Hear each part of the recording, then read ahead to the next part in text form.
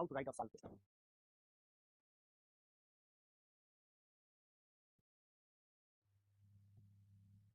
इस तरीके कैसे हल करें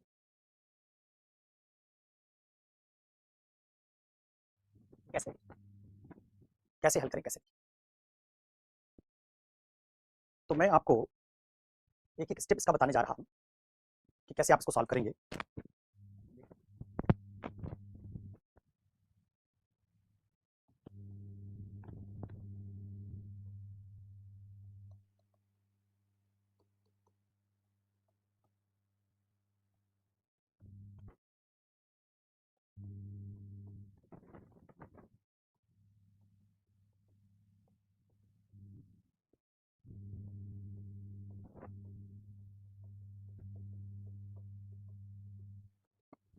फर्स्ट स्टेप होगा दुविधा की पहचान, आइडेंटिफिकेशन डिलेमा। तो ये क्या होता है भाई, दुविधा की पहचान क्या होता है, आइडेंटिफिकेशन डिलेमा क्या होता है। दुविधा की पहचान का मतलब है कि कोई केस स्टडी जब आपसे पूछी जाएगी तो किसी न किसी समस्या के कारण पूछी जाएगी जिसमें वो आपसे जानना चाहते होंगे तीन चार बातें, या चेक करना चाहते हैं तीन चार बातें। एक, आपका एथिक्स का ज्ञान कितना है, क्योंकि आपने पढ़ा है कि नीति शास्त्र दुविधा समाधान का विज्ञान है।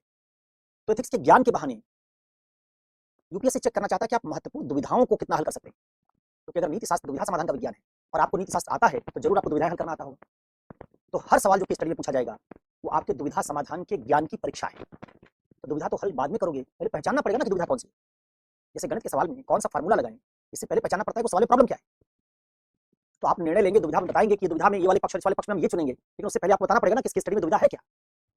इसलिए पहला चरण होता है कि स्टडी में कि आप एग्जामिनर को बताएं कि जनाब आपने सवाल पूछा है उसमें ये दुविधाएं हैं, ये तकलीफ है, निर्णय लेने में ये बाधा आ रही है, ये समस्या है। समस्या बताने के बाद आप कहेंगे किस तरह की दुविधा में फला फला नैतिक आदर्श लागू किया जा सकते हैं, फला फला नैतिक मूल्य लागू किया जा सकते हैं। जैसे गणित के सवाल में आप प्रॉब्लम पहचानते हैं और फिर पहचानते हैं उसमें गणित का कौन सा फार्मूला लागू हो, वैसे इथिक्स की केस स्टडी में भी आप किसी दुविधा को हल करने के लिए ऐसे फार्मूला ढूंढते हैं। इस दुविधा में कौन सा फार्मूला लगे, क्या कांत का फार्मूला लगाएं, क्या उपयोगितावाद लगाएं, क्या यहाँ गांधी लगेगा, क्या यहाँ परस्पर सुखवाद अप्लाई हो सकता है, क्या यहाँ प्रबुद्ध स्वार्थवाद अप्लाई हो सकता है, उपयोगितावाद अप्लाई हो सकता है। जानना पड़ेगा क्योंकि आप इस तरह के बहुत सारे सिद्धांत पढ़ रखे हैं। तो जो दुविधा आपके सामने आई होगी जिसको आप पहचान रहे होंगे, उसी दुविधा से तय होगा कि आप उसमें कौन से नैतिक विचारक, नैतिक चिंतक या किसी नैतिक विचारधारा के आइडिया को हल करके उस दुविधा को हल करेंगे। तो पहला स्टेप इसलिए है दुविधा की पहचान। अब दुविधाएं बहुत सारे तरह की हैं, जैसे आपने पढ़ा था, आपको याद हो अभी तक, तो वो गाना है ना कि तुम्हें याद हो ना याद हो। तो वैसे अब तुमको इस समय तक याद रह गया है कि नहीं रह गया, लेकिन मैंने बताया था, क्या बताया था, बताया था कि एक तरह की दुविधा होती है इसमें निजी और सार्वजनिक जीवन का टकराव। जैसे उदाहरण दिया था ट्रिपल तलाक। ट्रिपल तलाक के समर्थक जो कहते हैं ट्रिपल तलाक में राज्य हस्तक्षेप नहीं कर सकता, वो कहते हैं निजी मामला है हमारा, इसमें राज्य की कोई भूमिका नहीं। राज्य का कहना था नहीं, ये सार्वजनिक मामला है, इसमें हस्तक्षेप करेंगे। तो दुविधा बन गई कि हम कैसे पता करें कि राज्य का स्टैंड सही है या अल्पसंख्यक समुदाय का स्टैंड सही है, अल्पसंख्यक समुदाय में भी खासतौर पर पुरुषों का, किसका स्टैंड सही। तो अगर आपको केस स्टडी में पहचानना आया कि केस स्टडी में निजी बनाम सार्वजनिक की दुविधा है, तो तुरंत आप पता कर लेंगे कि अच्छा चूंकि दुविधा निजी बनाम सार्वजनिक की है, इसलिए हमने जो निजी बनाम सार्वजनिक पढ़ रखा था, जब ऐसी दुविधा में कोई आएगी तो उसको पहचानों के सही क्रम से हल करेंगे, संगतता के नियम से हल करेंगे। ढूंढिएगा, आपको बता रखा है संगतता का नियम क्या होता है, पहचानों का सही क्रम क्या होता है। व्यापक पहचान, संकीर्ण पहचान टकरा जाए तो कौन सी पहचान को पहले रखेंगे, प्राकृतिक और कृत्रिम पहचान टकरा जाए तो कौन किसको पहले रखेंगे, किसको वरीयता मिलेगी। तो ढूंढना पड़ेगा किस दुविधा में एक पहचान तो मुसलमान की है, एक पहचान नागरिक की है, दोनों पहचान में कौन सी पहचान को वरीयता मिलेगी अगर दोनों में टकराहट हो रही है। एक स्त्री नागरिक है, उस नाते कह रही है कि हमको ट्रिपल तलाक से राहत दिलवाओ, और लेकिन वो स्त्री मुसलमान है, उस नाते मुसलमान समुदाय या उसका all India Muslim personal law board कह रहा है कि इस मामले में राज्य हस्तक्षेप ना करे। तो एक तरह की दुविधा कौन सी हो सकती है, निजी बना शादी, जैसे कहा था पर्सनल लॉ बनाम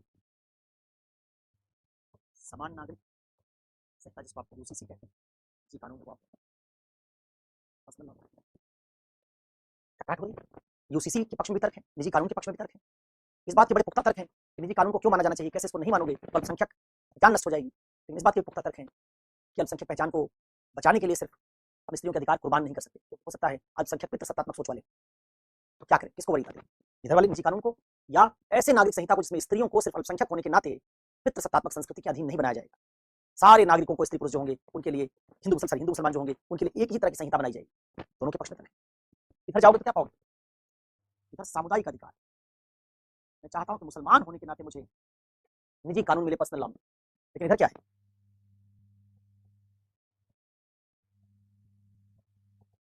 इधर एक स्त्री व्यक्ति होने के नाते, नागरिक होने के नाते चाहती है कि उसके फंडामेंटल राइट की रक्षा की जाए, ट्रिपल तलाक जैसे सांस्कृतिक कुरीति से उसका अधिकार जो छिन रहा है उससे उसको बचाया जाए। तो सामुदायिक अधिकार बनाम व्यक्तिगत। तो एक तरह की दुविधा ऐसी आ सकती है आपसे जिसमें तर्क और आस्था टकरा रहा है, सार्वजनिक जीवन निजी जीवन टकरा रहा, सांस्कृतिक कोई मामला तर्क टकरा रहा हो, सामुदायिक अधिकार बनाम व्यक्तिगत अधिकार टकरा रहा हो। और अगर ऐसा मामला होगा तो उसको हल करने के लिए कहा था कि कांत रॉल से हल कर सकते हो, संगतता के नियम से हल कर सकते हो, पहचानों के सही क्रम से हल कर सकते हो। इसी जगह दुविधा गाय वाली आई होती कि बहुत सारे अल्पसंख्यक मानते हैं गोवध के खिलाफ राज्य को कानून नहीं बनाना चाहिए, राज्य के कानून का क्षेत्र नहीं। लेकिन बहुत सारे हिंदू कहते हैं कि गाय उनका पवित्र पशु है, इसलिए उसकी रक्षा के लिए कानून बनाया जाना चाहिए। वो मामला अगर होता तुम कहते उसमें आस्था बनाम आस्था के टकरार का मामला होता है। तब उसमें क्या करते आप? देखते कि निजी जीवन की नैतिकता कौन सी होती है, पढ़ाया था वहां आत्मनिष्ठता, सब्जेक्टिविटी और सापेक्षता, बहुलता, ऐसे बहुत सारे मूल्य और सिद्धांत थे, बहुसंस्कृतिवाद, जिनका इस्तेमाल करके हम तय करते हैं कि इसमें गाय मारने के खिलाफ कानून बना दें। ये वाली बात ज्यादा सही लग रही है, या फिर हम राज्य को इसमें हस्तक्षेप करने से रोक दें, ये बात सही लग रही है। वो कैसे तय होगा? आस्था बनाम आस्था का झगड़ा है तो निजी जीवन की नैतिकता से सॉल्व होगा। तो पहले आप किसी की स्टडी में दुविधा पहचान, इस दुविधा कैसी हो सकती है उदाहरण देके आपको समझाया। इसी दुविधा की पहचान से मैंने कहा कि तय होता है कि आप उसको हल करने के लिए कौन सा फार्मूला लगाएंगे। क्या दुविधा और लिख दे रहा हूं, जैसे आपने सार्वजनिक बनाम व्यक्तिगत अधिकार की, सॉरी सामुदायिक अधिकार बनाम व्यक्तिगत अधिकार की दुविधा देखी, निजी बनाम सार्वजनिक की देखी, ऐसे कई बार कर्तव्य बनाम कर्तव्य की दुविधा।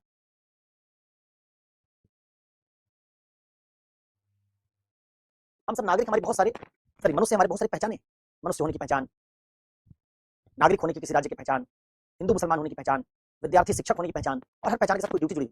शिक्षक के तौर पर मेरा कुछ कर्तव्य है, विद्यार्थी होता तो विद्यार्थी के तौर पर मेरी कुछ ड्यूटी होती, नागरिक हो तो नागरिक के तौर पर कुछ ड्यूटी है, मनुष्य हो तो मनुष्य के तौर पर कुछ ड्यूटी है। लेकिन कई बार ये ड्यूटी आपस में टकरा जाती है।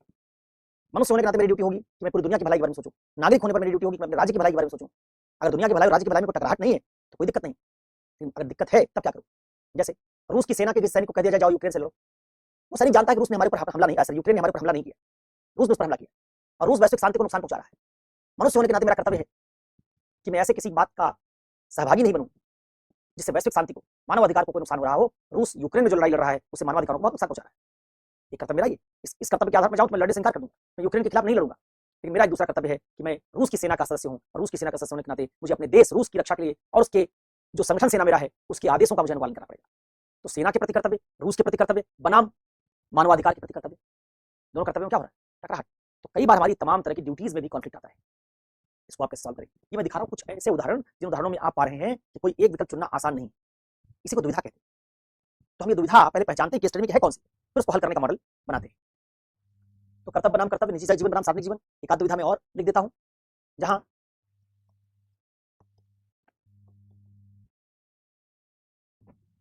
स्वहित बनाम लोकहित। मेरी माँ बीमार है लेकिन उसी समय शहर में दंगा हो गया, मेरा स्वहित इस बात में कि मैं अपनी माँ के पास जाऊं, लोकहित कहता है कि दंगा रोकने जाओ, माँ बहुत क्रिटिकली बीमार है, बचेगी नहीं, हो सकता है मैं नहीं जाऊं तो मेरी मुलाकात जीवित रहते माँ से आखिरी बार। दंगा भी जोरदार तरीके से भड़का हुआ है, अगर मैं नहीं गया तो हो सकता है पुलिस उतने इफिशिएंटली काम ना कर पाए, क्योंकि मैं जिले का सबसे बड़ा अधिकारी हूं पुलिस का, मेरे वहां रहने पर उनको लीडरशिप मिलेगी, तो दंगे को बेहतर तरीके से नियंत्रित कर पाएंगे। मेरा अपना हित इसमें है कि मैं माँ की देखभाल करूं, मेरा लोकहित इसमें है कि मैं दंगा रोकने के लिए जाऊं।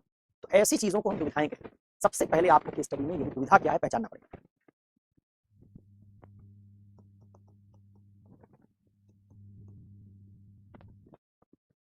पहले चरण की बात फिर आता है दूसरा चरण, और दूसरे चरण में दुविधा पहचानने के बाद फिर हम पहचानते हैं कि जो केस स्टडी हमारे सामने है जिसमें दुविधा की हम बात कर रहे हैं, इन दुविधाओं को ध्यान में रखें, कौन से नैतिक सिद्धांत या मूल्य हैं जिनसे इन दुविधाओं को हल किया जा सकता है। एक दुविधा है तो दुविधा को हल किया जा सकता है, एक से ज्यादा दुविधा है तो दुविधाओं को हल किया जा सकता है। तो दूसरा स्टेप क्या होगा?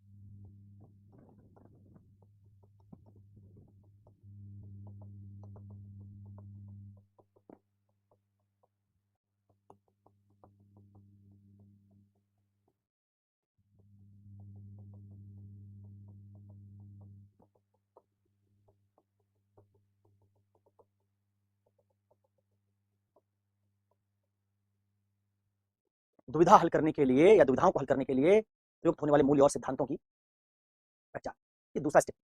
जैसे आप कहेंगे कि इसमें कांत के सिद्धांत का पहला सूत्र मनुष्य को सार्वभौमिक मानने का सूत्र अप्लाई करके दुविधा हल की जा सकती है। उससे हम देखेंगे कि इस कर्तव्य बनाम कर्तव्य की दुविधा में कौन सा कर्तव्य हमको चुनना चाहिए। अब मुझे कैसे पता चला कि कर्तव्य बनाम कर्तव्य की दुविधा में कांत इस्तेमाल करें? क्योंकि आप जानते हैं कर्तव्य की नैतिकता परिणाम निरपेक्ष नैतिकता होती है, कर्तव्य बाध्यकारी कर्तव्य। कांत कर्तव्य की नैतिकता का ही दास नहीं पढ़ा था, कर्तव्य के लिए कर्तव्य का सिद्धांत। तो कोई कर्तव्य का मामला जहां आएगा, से मुझे हिंट मिल रहा है कांत की तरफ जाओ, तो मैं क्या करूंगा? कांत के कर्तव्य के सिद्धांत से, निष्काम कर्म के सिद्धांत से या कर्तव्य के लिए कर्तव्य के सिद्धांत से मैं पता करने की कोशिश करूंगा कि इस दुविधा में कौन सी बात कर्तव्य के लिए कर्तव्य सिद्धांत की नैतिकता से संगत है। उसके लिए कांत ने 4 सूत्र बताए थे। मनुष्य को सॉरी सार्वभौमिकता का सूत्र, मनुष्य को साध्य मानने का सूत्र, स्वायत्तता का सूत्र, साध्यों के राज्य के विधायक सदस्य का सूत्र, उनमें से 1-2 सूत्र लगा के मैं पता कर सकता हूं कि ये दुविधा कैसे हल होगी। तो जब आप ऐसे पहचानते हैं,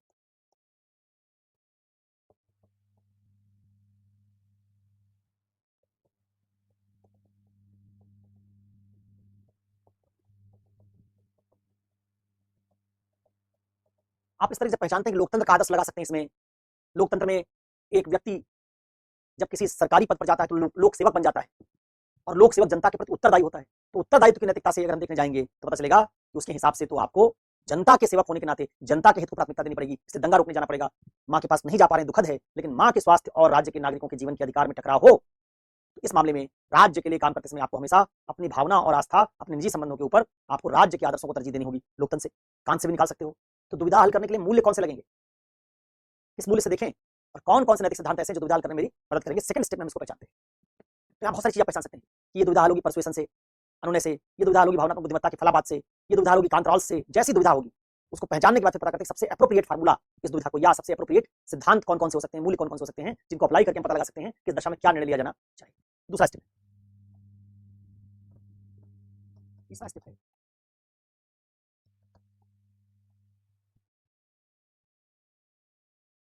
कारकों की पहचान। जब भी आप कोई दुविधा हल करेंगे तो कई बार उसमें उपयोगितावाद लगेगा, और उपयोगितावाद में महत्तम लोगों का महत्तम लाभ जो होता है उसी को नैतिक माना जाता है।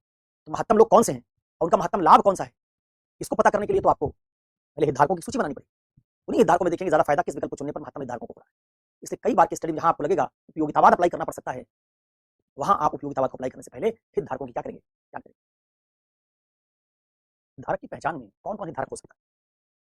जैसे मान लीजिए हम लोग वो केस स्टडी ले उदाहरण में जो पहले ली थी। शुरू में मैंने एक स्टडी का उदाहरण लिया कि आप किसी रसायन पदार्थ बनाने वाली कंपनी में काम करने वाले कर्मचारी, मान लीजिए कल वाली की स्टडी होती और आप जानना चाहते कि इसमें निर्णय क्या लें, और सपोज कीजिए कि आप इस निर्णय को लेने के लिए उपयोगितावाद की शरण में जाना चाहते हैं। उपयोगितावाद से पता करें कि इसमें क्या निर्णय होना चाहिए। तो आपको हितधारकों की लिस्ट बनानी पड़ती है। उस हितधारक में आप हैं, आपकी कंपनी में काम करने वाले सारे मजदूर या तमाम जो कर्मचारी हैं वो सब हैं। क्योंकि जब आप कोई निर्णय लेंगे, चाहे निर्णय आप ये लेंगे कि बिना ट्रीटमेंट के पानी नदी में नहीं बहाया जाना चाहिए, और चाहे ये निर्णय लेंगे कि कंपनी की भलाई के लिए, उसके प्रॉफिट के लिए, कंपनी को बाजार में प्रॉफिटेबल बनाए रखने के लिए बिना ट्रीटमेंट के पानी नदी में बहाया जाए, और मैं चुप रहूँ, तब आप दो तरह का निर्णय ले सकते थे। आप चुप रहेंगे, इस बात को जानने के बाद भी कोई आवाज नहीं उठाएंगे, और आप आवाज उठाएंगे।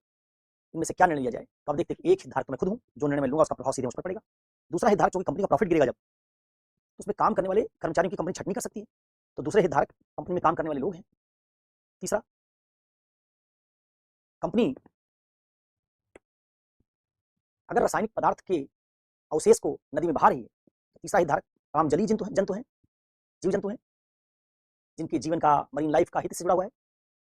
गांव वाले, ग्रामीण लोग हैं जो नदी का पानी पी रहे हैं, जो निर्णय मैं कहूंगा कि लिया जाना चाहिए उसका प्रभाव गांव वालों पर पड़ेगा। तो इस तरीके से क्या हो गया, मैं, कंपनी के अन्य कर्मचारी, जलीय जीव जंतु, गांव के लोग, राज्य पर इसका प्रभाव पड़ेगा। तो ये सब क्या हो गया, ये अलग अलग हितधारक है। तो आप इनकी सूची बनाइए। देखिए इस स्टडी में जो भी निर्णय लिया जाएगा उस निर्णय का प्रभाव इन लोगों पर पड़ सकता है। तो इस तरह से हितधारकों की पहचान से लगा दिया। एक, मान लीजिए कोई केस स्टडी,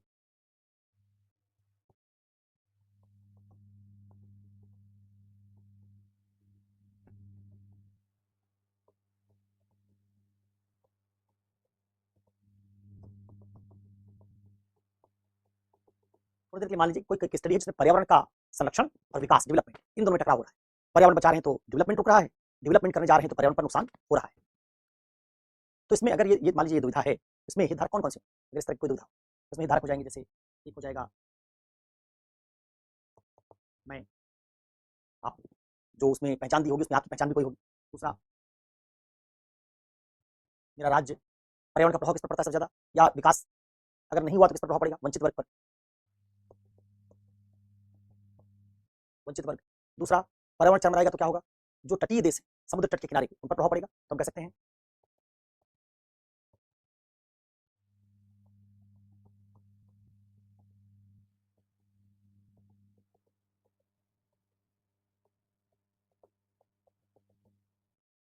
भाई पर्यावरण संरक्षण खत्म होगा, ग्लोबल वार्मिंग बढ़ेगी, समुद्रों का जलस्तर बढ़ेगा, तो जो समुद्र तट के किनारे रहने वाले लोग हैं तो बेघर हो जाएंगे। ठीक है, ऐसे टापू वाला कोई देश होगा तो आलू की तरह डूब जाएगा, माइक्रोनेशिया का कोई देश हो डूब जाएगा।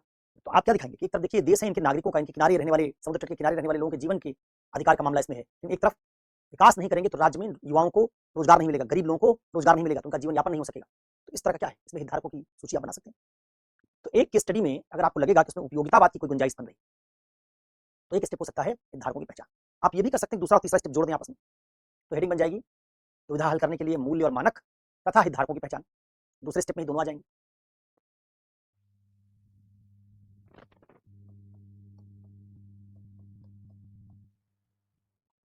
चौथा चरण, फोर्थ स्टेप, चौथा चरण जो होगा उसमें विकल्प पहचानने पड़ेंगे कि आपके पास विकल्प कौन कौन से हैं। जिन विकल्पों के संदर्भ में आप देखेंगे कि हितधारक एक विकल्प से निर्णय लेने पर कौन कौन से हितधारक होंगे जिनका हित बचेगा और कौन से हितधारक होंगे जिनका हित नहीं बचेगा, उनके हितों को नुकसान होगा। तो आप हितधारकों की पहचान कर लिए, आप पता कर लिए कि कौन कौन से हमारे पास नैतिक मानक उपलब्ध हैं, सिद्धांत उपलब्ध है जिनका प्रयोग करके सुविधा को हल किया जा सकता है। तो पहचानिए कि आपके पास रियल विकल्प कितने हैं, 2 विकल्प हैं, 3 विकल्प हैं, क्या क्या विकल्प हैं।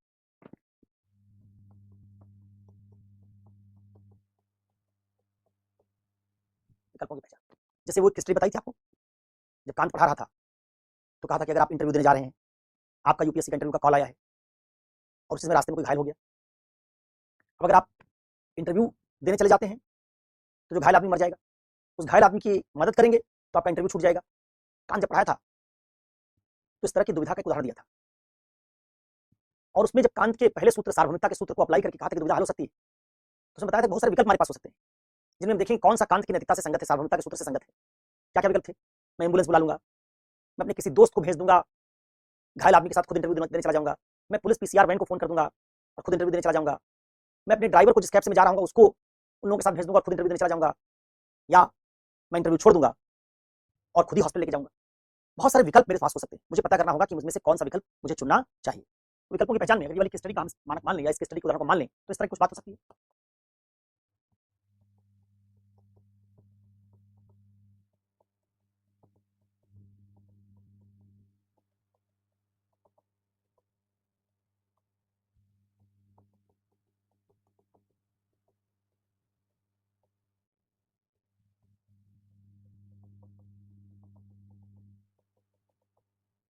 मैं एम्बुलेंस बुलाकर घायल व्यक्ति को अस्पताल भेजूंगा और खुद साक्षात्कार देने चला जाऊंगा।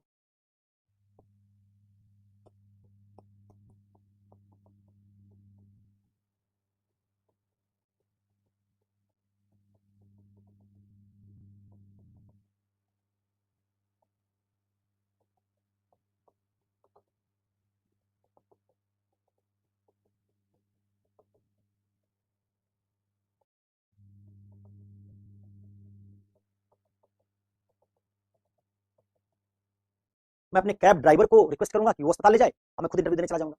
तो क्या ये विकल्प है? ऐसे सी मान लीजिए।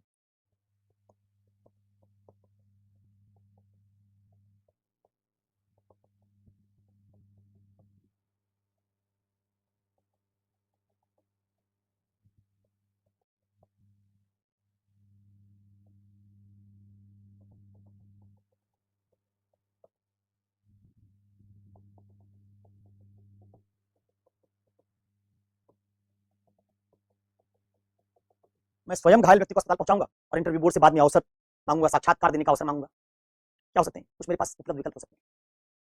कई केस स्टडी में ऐसा होगा कि हो सकता है सारे विकल्प ठीक हो, उनका सीक्वेंस बनाना पड़े।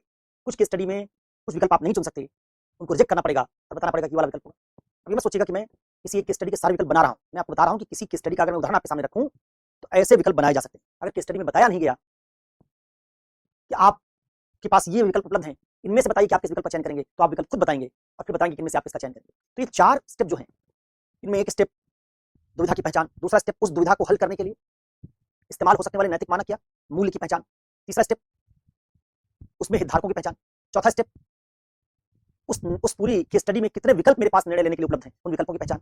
ये तो 4 हो गए जनरल किस्म की बातें जो आप देखेंगे कि उस केस स्टडी में क्या दिया है क्या नहीं दिया, उसके आधार पर आप ये लिखें। तो ये 4 स्टेप तो इनमें से कुछ स्टेप घट बढ़ सकते हैं, लेकिन अब जो स्टेप आएंगे घटेंगे बढ़ेंगे नहीं, उनमें तो हर बात आपको बतानी पड़ेगी। चौथे स्टेप के बाद अब मेरे पास केस स्टडी लिखने के लिए 2 तरीके होंगे। जो 5वां स्टेप होगा उसमें 2 तरीके होंगे, उन 2 तरीकों को मैं क्रमशः बताने जा रहा हूं। उनमें से किसी एक का आप उस केस स्टडी में क्या ज्यादा प्रासंगिक है उसके हिसाब से चयन करेंगे। 5वां चरण,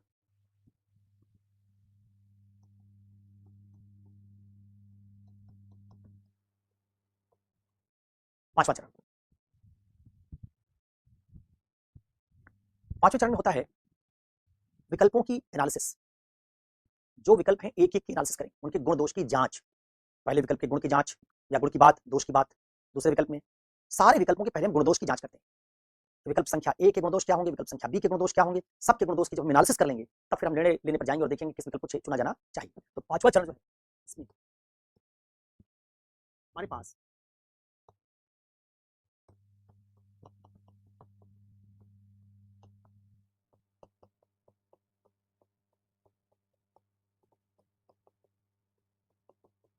दो वैकल्पिक मॉडल उपलब्ध होंगे, दो ऐसे मॉडल उपलब्ध होंगे जिनका हम किसी का भी चयन कर सकते हैं।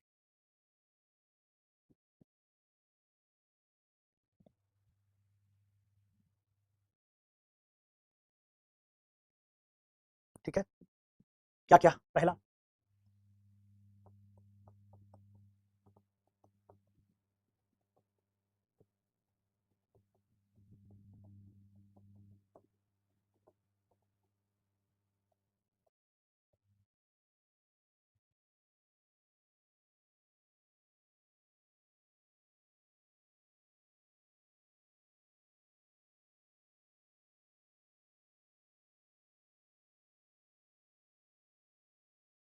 एक एक विकल्प का विश्लेषण करके पता लगाना उसमें क्या गुण और क्या दोष है, हर विकल्प की व्याख्या, एनालिसिस, और इसके बाद छठे चरण में जाके फिर पता करना, निर्णय लेना कि इन सारे विकल्पों के गुण दोष के आधार पर आप किस विकल्प का चयन करेंगे और क्यों। एक तो तरीका पांचवें विकल्प में ये हो सकता है, इसके बाद इसी आधार पर छठवां विकल्प होगा। और दूसरा क्या होगा, कैसे मान इसको मॉडल 1 और ये वाला होगा मॉडल 2। मॉडल 2 में जब हम जाएंगे तो हम ये नहीं करेंगे, हम क्या करेंगे, हम करेंगे पूरे केस स्टडी की जो आदर्श आपने तलाशे हैं विकल्प चरण 2 में, कांत लग सकता है, रॉल्स लग सकता है, उसके हिसाब से आप एक व्याख्या करेंगे और देखेंगे कि कांत की नैतिकता के हिसाब से क्या बात इसमें होनी चाहिए, विकल्प नहीं जाएंगे, कांत की नैतिकता के हिसाब से क्या बात होनी चाहिए, रॉल्स से क्या होना चाहिए, लोकतांत्रिक आदर्श से क्या होना चाहिए, गांधी से क्या होना चाहिए, जो भी आप समझते हैं कि इस केस स्टडी पर अप्लाई होने वाले नैतिक मानक हैं, उन नैतिक मानकों के हिसाब से क्या होना चाहिए पता लगाएं और फिर छठे चरण में उसी आधार पर बताएंगे कि अब देखिए ज्यादातर जो नैतिक मानक है जैसे उपयोगितावाद, गांधी का दर्शन, रॉल्स का सिद्धांत, कांत का नियम, ये सब विकल्प संख्या 4 को ज्यादा समर्थन दे रहे हैं, इसलिए हमको विकल्प संख्या 4 चुनना चाहिए। तो इस वाले मॉडल में आप एक विकल्प के पक्ष में ज्यादा नैतिक आदर्श जुटा देते हैं, कह देते हैं चूंकि हमको निर्णय नैतिकता के आधार पर लेना है और ये नैतिकताएं हैं केस स्टडी में जो महत्वपूर्ण नैतिकताएं हैं इस केस स्टडी के संदर्भ में, और उन सबकी व्याख्या जब हम कर रहे हैं तो सब हमको विकल्प संख्या 4 की ओर पहुंचा रहे हैं, इसलिए हम विकल्प संख्या 4 का चुनाव करेंगे। तो इस वाले तरीके में क्या करते हैं मॉडल 2, इसमें आप विकल्पों की व्याख्या नहीं करते, इधर वाले विकल्पों की व्याख्या, इधर किसकी,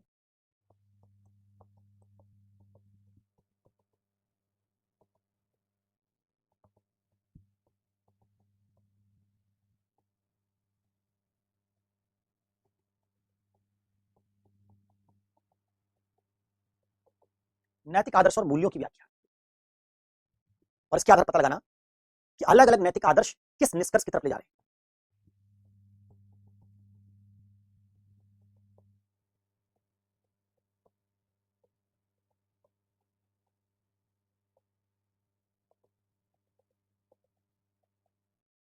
देखिए इन दोनों में से कौन सा मॉडल आप पांचवें चरण में चुनेंगे, इसका निर्णय इस बात से करेंगे आप देखेंगे कि आपको ऐसा लगता है कि जो विकल्प की स्टडी में दिए गए हैं वो विकल्प कॉम्प्रिहेंसिव नहीं है, उन विकल्पों को मानने पर आप ज्यादा बात नहीं बता पा रहे हैं, तो फिर आप आ, ये वाला मॉडल चुनेंगे और इसके बाद जाएंगे विकल्पों पर। और अगर आपको लगता है विकल्पों के भीतर ही हम इतनी बात बता सकते हैं कि उसी से निर्णय हो जाएगा, तो आप इस पर आएंगे। अब इसी आधार पर जो आखिरी चरण छठा चरण उसमें भी दो मॉडल बनेंगे। अगर आपने ये वाला मॉडल चुना है तो सारे विकल्पों के गुण दोष की व्याख्या के बाद जिसमें गुण ज्यादा होंगे दोष कम होंगे वो वाला विकल्प चुन लेंगे। अगर आपने ये वाला मॉडल चुना है तो हम देखेंगे ज्यादातर नैतिक आदर्श किधर ले जा रहे हैं, उसके आधार पर हम फैसला करेंगे कि हमको किस विकल्प का समर्थन करना है। तो देखो जो छठा चरण होगा,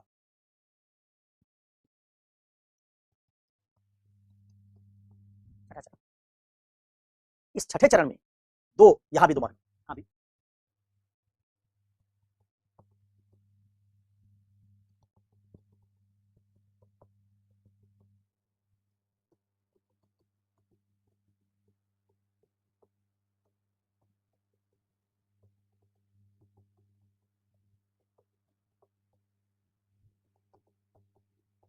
5वां चरण किस मॉडल पर लिखा गया है इसी से छठा चरण क्या होगा ये तय होगा।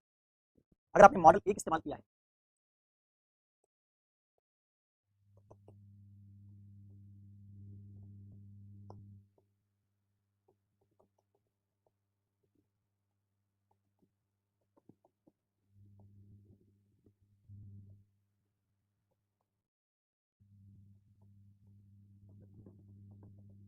5वें चरण का मॉडल 1 चुनने की दशा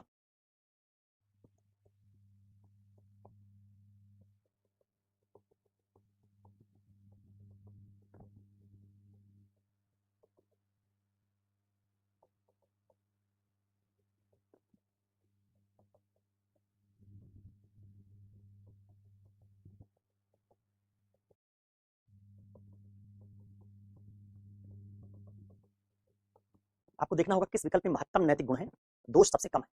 और यहाँ नैतिक गुण का मतलब क्या है? यहाँ नैतिक गुण का मतलब है कौन सा विकल्प कांत के आइडिया से, रॉल्स के आइडिया से, इनके आधार पर ज्यादा संगत है, उसी विकल्प को आप मानेंगे महत्तम गुण। जब आप गुण दोष पर जानते हैं ना, तो मैं इसको बता देता हूँ। यहाँ जो विकल्पों के गुण दोष का पता लगाना है, ये गुण दोष पता किसके आधार पर लगाएं?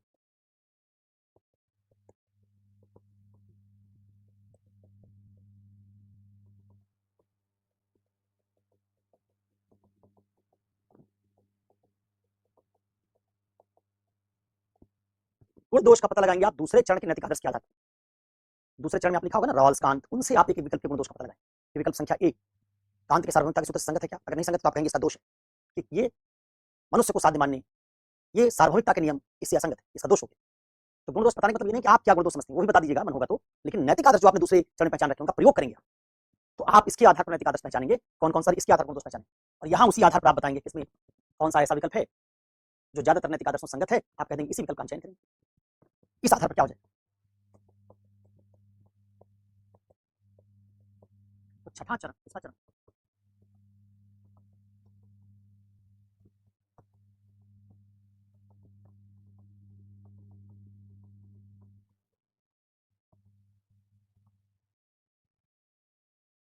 ये निर्णय का चरण और ये बताने का चरण है कि आपने निर्णय क्यों लिया। तो अगर आपने मॉडल एक फॉलो किया है पांचवें चरण में, तो आप कहेंगे देखिए ये सारा हमारा विकल्पों के एनालिसिस है, इन विकल्पों में चूंकि विकल्प संख्या 4 के पक्ष में ज्यादातर नैतिक आदर्श हैं, फला फला फला, जबकि विकल्प संख्या 3 में 2 ही आदर्श, विकल्प संख्या 1 में 1 ही आदर्श, इसलिए मैंने ये विकल्प चुना है ज्यादा गुण और दोष के आधार पर। दूसरा वाला मॉडल अगर आपने लिखा होगा पांचवें चरण का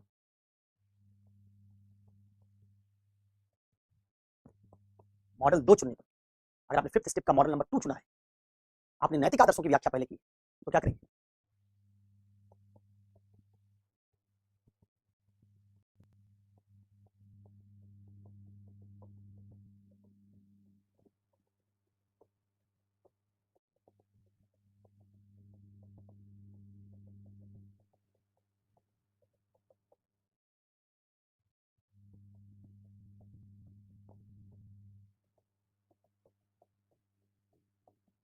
पांचवें चरण का मॉडल 2 चुनने पर हम ऊपर व्याख्या कर चुके होंगे कांत के अनुसार ये होना चाहिए, रॉल्स के अनुसार ये होना चाहिए। पांचवें चरण में अगर विकल्प की व्याख्या की तो विकल्प के भीतर देखा कि कांत रॉल्स अप्लाई हो रहे हैं, लेकिन अगर हमने कांत रॉल्स के आधार पर एनालिसिस की तो कांत रॉल्स गांधी के अनुसार क्या क्या होना चाहिए निकाल लिया, और फिर देखा जो गांधी के हिसाब से जो होना चाहिए, कांत के हिसाब से जो होना चाहिए, वो किस विकल्प में मिल रहा है, चौथे चरण के किस विकल्प में मिल रहा है।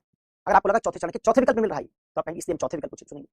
तो मामला क्या है, एक में आप विकल्पों के भीतर जांच कर रहे हैं, गुण दोष निकाल रहे हैं, और एक में जांच आपने स्वतंत्र रूप से नैतिक आदर्शों के आधार पर की, विकल्पों के आधार पर नहीं, और फिर उस जांच के आधार पर आपने देखा कि कौन सा विकल्प सारे नैतिक आदर्श से सही निकल रहा है या ज्यादातर नैतिक आदर्श से सही निकल रहा है, उसी का चयन कर लेंगे।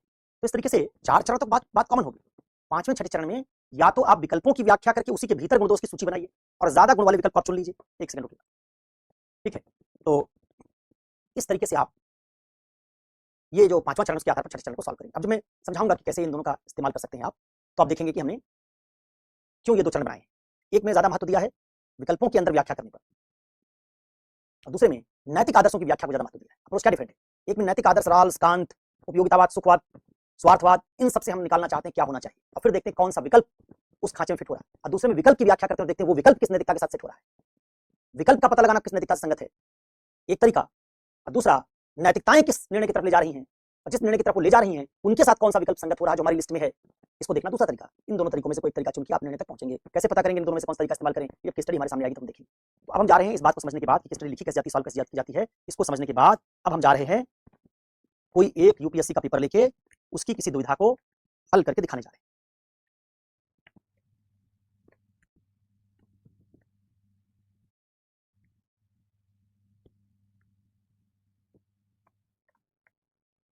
अच्छा,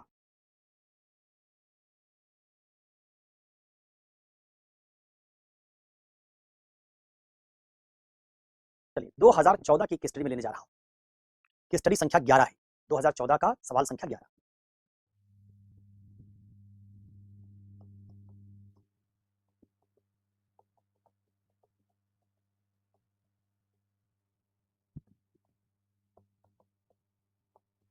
क्वेश्चन नंबर 11 केस स्टडी, ठीक है। केस स्टडी सुनिए। आप अनाप शनाप न सहने वाले ईमानदार अधिकारी, आपका तबादला एक सुदूर जिले में एक ऐसे विभाग के प्रमुख के रूप में कर दिया गया जो अपनी अदक्षता और संवेदनहीनता के लिए कुख्यात है। आप पाते हैं कि इस घटिया कार्य संस्कृति का मुख्य कारण कर्मचारियों की एक भाग में अनुशासनहीनता है। वे स्वयं तो कार्य करते नहीं और दूसरों के कार्य में भी गड़बड़ी पैदा करते रहते हैं। सबसे पहले आपने उत्पातियों को सुधर जाने की, अन्यथा अनुशासनिक कार्रवाई का सामना करने की चेतावनी दी। जब इस चेतावनी का ना के बराबर असर हुआ, तब आपने नेताओं को कारण बताओ नोटिस जारी कर दिया। इसके बदले के रूप में उन्होंने अपने बीच की एक महिला कर्मचारी को आपके विरुद्ध महिला आयोग में यौन उत्पीड़न की एक शिकायत दायर करने के लिए भड़का दिया। आयोग ने तुरंत आपका स्पष्टीकरण मांगा। आपको इससे आगे भी लज्जित करने के लिए मामला मीडिया में भी प्रसारित किया गया। स्थिति से निपटने के विकल्पों में से कुछ निम्नलिखित हो सकते हैं। आयोग को अपना स्पष्टीकरण दे दीजिए और अनुशासनिक कार्रवाई पर नरमी बरतिए। आयोग को नजरअंदाज कर दीजिए और अनुशासनिक कार्रवाई को मजबूती के साथ आगे बढ़ाइए। अपने उच्च अधिकारियों को संक्षेप में अवगत करा दीजिए, उनसे निर्देश मांगिए और उनके अनुसार कार्य कीजिए। कोई अन्य संभव विकल्प सुझाइए, सभी का मूल्यांकन कीजिए और अपने कारण बताते हुए सबसे अच्छा विकल्प स्पष्ट कीजिए। तो एक बार आप भी इसके स्टडी को ढंग से पढ़ लीजिएगा। इसमें विकल्प बनाने वाला काम इन्होंने खुद कर दिया है। एक दूसरी की स्टडी लेंगे इसमें वो कह रहे होंगे विकल्प आप बनाइए, लेकिन इस वाली की स्टडी में इन्होंने विकल्प खुद ही बना दिया। 3 विकल्प इन्होंने बना दिया। हाँ, आपसे कहा जरूर है कोई और विकल्प आपके पास हो तो उसको भी बता दीजिए, ठीक है। तो इसमें विकल्प बनाने का स्कोप उन्होंने छोड़ा है, पूरी तरह खत्म नहीं किया, लेकिन मोटे तौर पर उन्होंने बता दिया 3 विकल्प हमारी तरफ से हैं और सभी का मूल्यांकन करते हुए कारण बताते हुए बताइए कि सबसे अच्छा विकल्प आपकी निगाह में कौन सा है। तो पहले हमको पहचानना होगा कि इसमें दुविधा क्या है। इस पूरी की स्टडी को सुनने के बाद आपको समझना होगा कि इसमें दुविधा क्या है, नैतिक मुद्दे क्या है। तो पहला चरण क्या करें? हमारा प्रथम चरण इसमें दुविधा या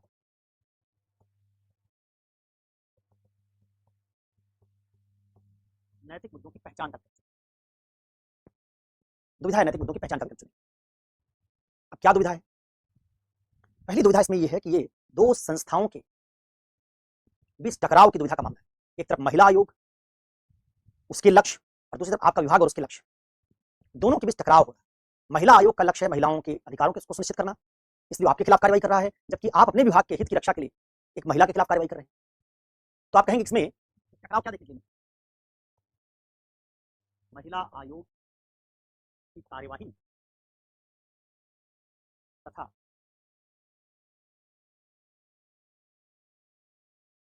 एक अधिकारी के तौर पर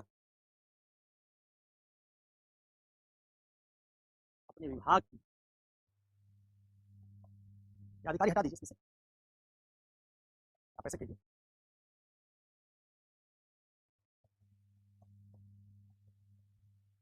तो एक हितों का टकराव है, महिला आयोग का हित बनाम विभाग का हित। इसको ऐसे लिख सकते हैं, अगर दुविधा के फॉर्म में लिखे तो मुद्दा हो गया। इसमें एक मुद्दा है महिला आयोग की कार्रवाई और विभाग की कार्रवाई के बीच टकराव का, लेकिन दुविधा की तरह लिखते हैं तो कैसे बनाम, ये बनाम, ये क्या कहेंगे? महिला आयोग का हित बनाम विभागीय, ठीक है। महिला आयोग का हित बनाम विभागीय, एक तरफ डिपार्टमेंटल इंटरेस्ट है और एक तरफ आपका महिला आयोग का हित है। अगर आप महिला आयोग की कार्रवाई को नजरअंदाज करेंगे तो महिला आयोग का हित बाधित होगा, लेकिन अगर महिला आयोग की कार्रवाई को बहुत महत्व देंगे तो आपका विभागीय हित खत्म हो जाएगा। महिला आयोग को नजरअंदाज करेंगे तो महिला आयोग का हित खत्म होगा, महिला आयोग को ज्यादा तवज्जो देंगे तो आपके विभाग का महत्व खत्म हो जाएगा। इस तरह से दुविधा है। ठीक है, दूसरी दुविधा क्या है? मान लीजिए ये हो गई पहली दुविधा। ठीक से केस स्टडी पढ़ लीजिएगा, उससे पता चलेगा कि इसमें टकराव हो रहा है। आप अपने विभाग को सुधारना चाह रहे हैं, इसलिए आपको महिला के खिलाफ कार्रवाई करनी पड़ रही है, लेकिन महिला आयोग चूंकि लैंगिक न्याय देना चाहता है, इसलिए वो आपके खिलाफ कार्रवाई कर रहा है। महिला आयोग सख्ती से आपके खिलाफ कार्रवाई करेगा तो आप अपने विभाग में सुधार नहीं कर पाएंगे। अगर आप अपने विभाग में सुधार करने के लिए नियत से जाते हैं तो ऐसा लग रहा है जैसे महिला आयोग को आपको नजरअंदाज करना पड़ेगा या उसको कमजोर करना पड़ेगा। तो दोनों बातें नैतिक रूप से ठीक नहीं लगती।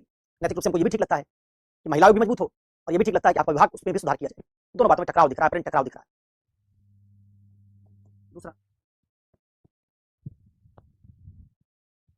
दूसरा है इसमें, एक तरफ है लैंगिक न्याय, महिला अधिकार और महिला आयोग की प्रक्रिया का मामला, और दूसरी तरफ है आपकी विभागीय संस्कृति, आपके डिपार्टमेंट का वर्क कल्चर, उसका मामला। तो आप कहेंगे कि इसमें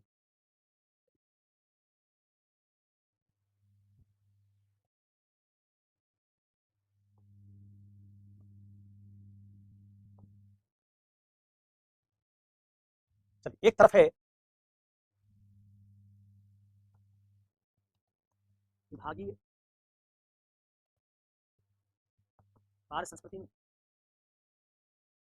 आर का आदर्श और बनाम दूसरी तरफ है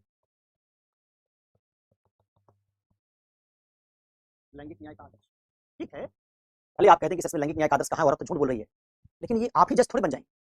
संस्थाएं हमारी बनाई गई तो जांच पड़ताल तो वो करेंगी ना।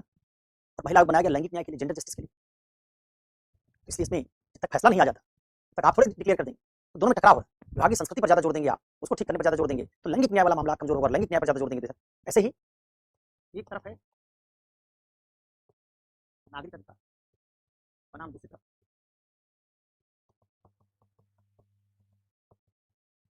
महिला अधिकार। एक तरफ नागरिक अधिकार है क्योंकि आपकी संस्था नागरिकों के लिए ठीक से काम नहीं करेगी तो नागरिकों के अधिकार बाधित हो।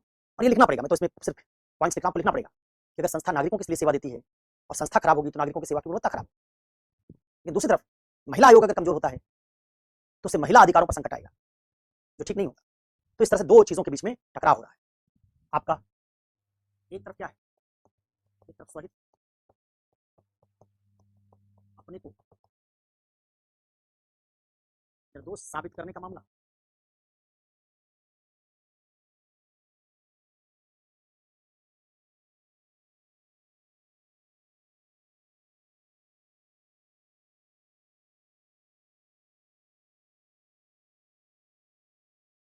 आप विभाग को सुधारना चाहते हैं जिस विभाग के सुधारने से लोकहित जुड़ा हुआ है, लेकिन चूंकि आप खुद ही फंस गए हैं इसलिए अपने आप को बचाने की कोशिश करेंगे तो सही जुड़ा हुआ। तो आप अगर इस बात पर ज्यादा जोर देंगे इस महिला ने मेरे ऊपर आरोप लगा दिया, आप मुझे अपने आप को निर्दोष साबित करना है, तो जो विभाग सुधारने के लिए आप आए थे वो काम बैक बर्नर पर चला जाएगा। और अगर आप क्रूसेडर बन जाएंगे, खराब कार्य संस्कृति के बीच के खिलाफ जिहाद छेड़ देंगे, तो लोकहित और नागरिकों की सेवा की गुणवत्ता के मामले को ज्यादा महत्व देंगे, तो महिला आयोग हो सकता है आपको दंडित कर दे, कहते कि आप हमारी नोटिस का जवाब नहीं ले रहे हैं और आप उसके बावजूद हम शासनात्मक कार्रवाई कर रहे हैं महिलाओं के खिलाफ या उन लोगों के खिलाफ, इसका मतलब आपको डराने धमकाने की कोशिश कर रहे हैं। इसमें हितों के टकराव का मामला जुड़ा, हितों के टकराव का मुद्दा शामिल है। अपना हित बचाएं तो लोकहित से कंप्रोमाइज करना पड़ेगा, लोकहित पर ज्यादा जोर दें तो अपने को दंड मिलने की संभावना बढ़ जाएगी। महिला मानेगा कि आप उसके आदेश की स्पष्टीकरण की अवहेलना कर रहे हैं और स्पष्टीकरण देने के क्रम में आप और ज्यादा अनुशासनात्मक कार्रवाई इसलिए बढ़ा रहे हैं जिससे महिला को डराया जा सके, तो ये बात आपके खिलाफ जा सकती है, इससे आपको दंड मिलने की संभावना बढ़ जाएगी। तो अपना हित बचाओगे तो कार्रवाई छोड़ दोगे, उससे लोकहित खत्म होगा, कमजोर होगा। लेकिन तुम लोकहित को ज्यादा महत्व दोगे तो कार्रवाई करते रहोगे, अपने हित को कॉम्प्रोमाइज करोगे, क्या करोगे? इस तरह की कुछ दुविधाएं इसमें आपको पहचाननी पड़ेगी। तो और मान लीजिए आपने कह दिया कि आप स्टेप डाउन कर गए, हट गए पद पर, कह दिया राज्य से कि अपनी संस्था से कि वो किसी दूसरे को पद पर भेजे, तो मामला ही खत्म हो गया। फिर तो जैसे कार्य संस्कृति वो चाहते थे कामचोर लोग वैसे बना लेंगे, तो आपका सारा सुधार कार्यक्रम धरा लगे। तो आपके सामने इस तरह की दुविधाएं हैं, अपने आप को स्टेप बैक करें तो जो समस्या चली आ रही चली रही, दूसरा नया आदमी भी हिम्मत नहीं जुटाएगा कुछ सुधार करने की, उसके ऊपर आरोप लग सकता है। लेकिन आप एकदम सुधार पर ही आमादा हो जाएंगे तो आपको अनुशासनात्मक कार्रवाई करनी पड़ेगी उन लोगों पर जिन्होंने गड़बड़ी की है। उससे महिला आयोग को मैसेज जाएगा कि आप उसके स्पष्टीकरण के बावजूद दबाव डाल रहे हैं, जो लोग विक्टिम होने का दावा कर रहे हैं कि वो पीड़ित हैं, उन पीड़ितों को आप डरा धमका रहे हैं। तो ये सारी बात आपको ध्यान में रखकर इसमें पहचानना पड़ेगा दुविधा क्या है। तो पहला चरण मैंने कहा था दुविधा की पहचान, उसे बताना पड़ेगा। तो उसमें इस किस्म की दुविधाएं दिखाई दे रही, नागरिकों की सेवा की गुणवत्ता का मामला बनाम महिला आयोग की कार्य संस्कृति या उसके कार्य अधिकार का मामला, विभाग के सुधार का मामला बनाम महिला आयोग की प्रक्रियाओं के पालन का मामला, अपने हित को ज्यादा तवज्जो दें, खुद को निर्दोष साबित करें इसका मामला, या फिर लोक हित के लिए कड़ाई से अनुशासनात्मक प्रक्रिया को आगे बढ़ाएं इसका संदर्भ। ऐसी चीजें इसमें आपस में टकरा रही। पहला स्टेप इस तरह से पहचानने के बाद दूसरे स्टेप पर आओगे।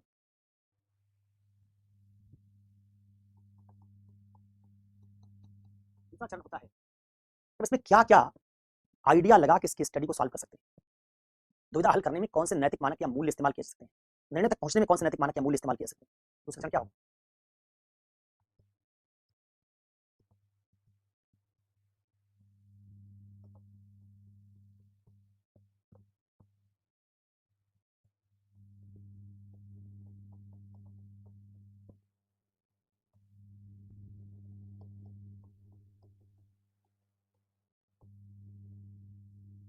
दुविधा समाधान में प्रयुक्त हो सकने वाले मूल्य आदर्श, जिससे दुविधा समाधान हो सकता है, कौन कौन से?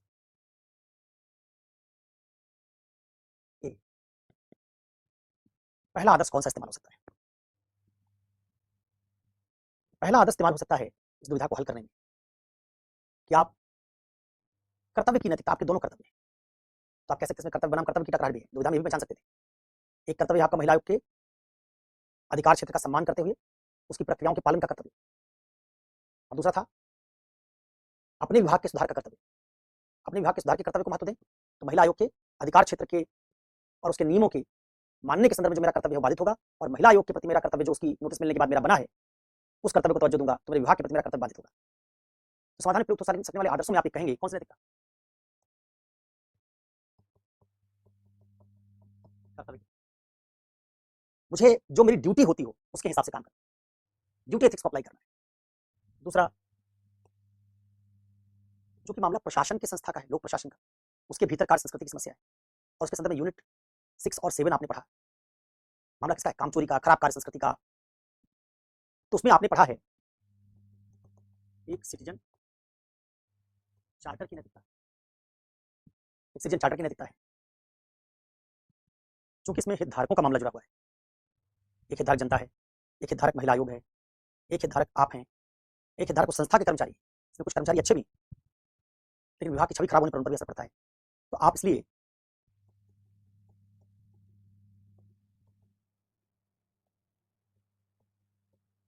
परिणाम सापेक्षतावादी नैतिकता का सहारा ले सकते हैं। उसमें प्रिसाइजली आप कह देंगे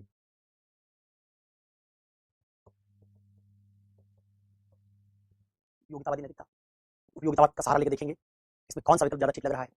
जो विकल्प दिए गए होंगे, 3 विकल्प भी देखेंगे, आपने पढ़ा था, इस तरह दिए गए, उनको टेस्ट करेंगे। ठीक कैसे?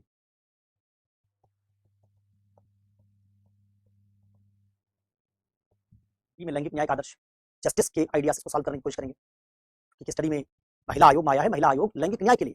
हम जेंडर जस्टिस के नजरिए से भी देख सकते हैं कि कौन सी बात इसमें ज्यादा मुफीद हमको क्या करना चाहिए। तो जब भी हम कोई निर्णय लेंगे तो उसका परीक्षण इस बात पर करेंगे कि आपने लैंगिक न्याय को कमजोर किया मजबूत उस विकल्प को चुनने से। अगर लैंगिक न्याय को आप कमजोर कर रहे होंगे किसी विकल्प को चुनने से, तो हम कहेंगे नैतिक नहीं, इसमें दोष आ रहा है। तो विकल्पों का मूल्यांकन करेंगे तो उस विकल्प का मूल्यांकन लैंगिक न्याय के आदर्श के आधार पर करेंगे, न्याय का आदर्श के आधार मानेंगे। ऐसे ही हम इसमें सत्यनिष्ठा के मूल्य का प्रयोग करेंगे, क्योंकि हितों में जहां टकराव होता है, आपने पढ़ा था कि दो हितों में टकराव ना होने को सत्यनिष्ठा कहते हैं। हितों में टकराव नहीं होना चाहिए, यहाँ हितों में टकराव हो रहा है, तो सत्यनिष्ठा का आदर्श।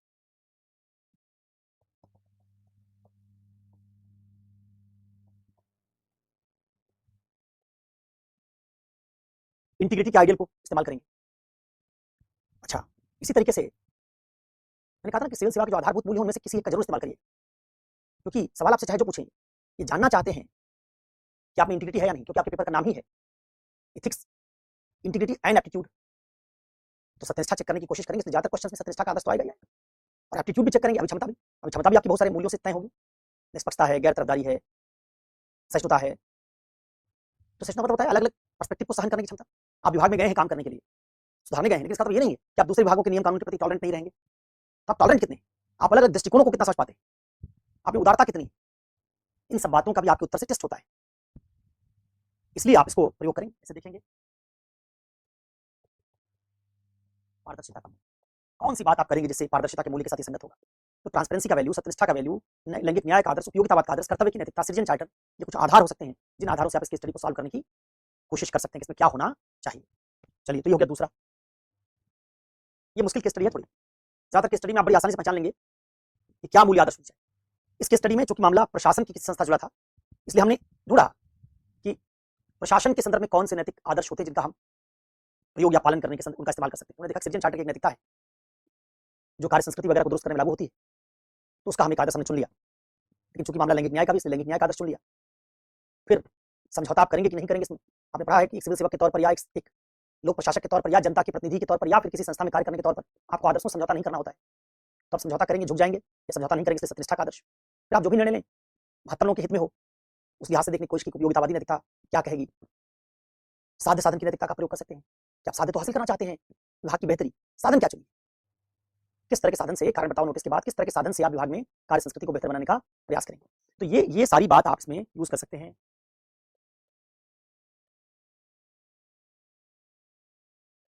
साध्य साधन का आदर्श, ठीक है।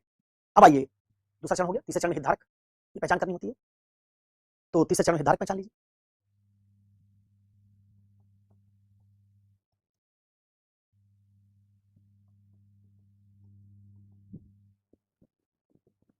मैंने कहा था कि जरूरी नहीं है कि आप दूसरे तीसरे चरण को अलग अलग करके रखिए, आप मिला भी लीजिए। दूसरे चरण में कह दीजिए नैतिक आदर्शों, मूल्यों और हितधारकों की पहचान। ये आपका तीसरा चरण,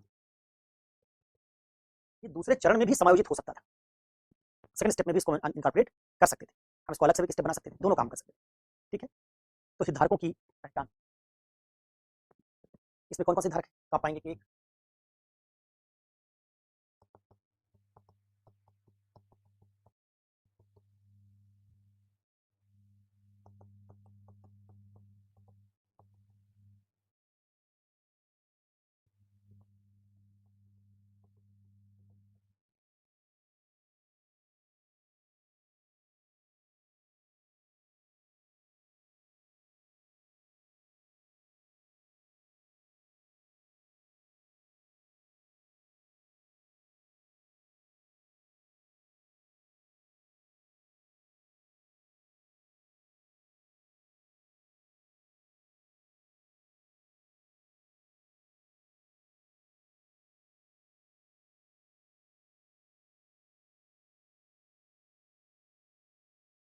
ये कुछ हितधारक इसमें हैं।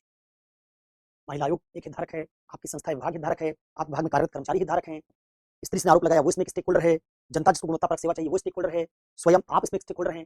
इस तरह के स्टेक होल्डर्स को ध्यान में रखकर कोई निर्णय लेना होगा अगर आप परिणाम सापेक्षतावादी नैतिकता का प्रयोग करेंगे। परिणाम सापेक्षतावाद का मतलब है कि अगर आप किसी ऐसी नैतिकता का प्रयोग करेंगे जो नैतिकता कहती हो कि जो महत्तम लोगों के हित में वही ठीक है, तो उसमें आपको इसका प्रयोग करना पड़ेगा। ठीक है,